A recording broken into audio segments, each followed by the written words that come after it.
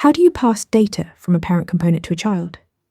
This fundamental question reveals whether you understand React's core data flow pattern. In React, data flows one way, from parent to child through props.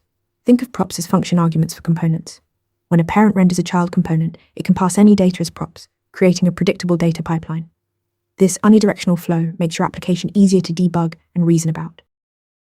In the child component, you define props as the first parameter. You can destructure props directly in the function signature for cleaner code, like name and age here. You can also provide default values using JavaScript's default parameter syntax. This makes your components more resilient and self-documenting. The parent passes props using JSX attributes, exactly like HTML attributes. Here we're passing name as a string and age as a JavaScript expression using curly braces. You can pass any JavaScript value, strings, numbers, objects, arrays, even functions. Just remember that curly braces tell React to evaluate the expression. 3 critical rules about props. First, props are read-only.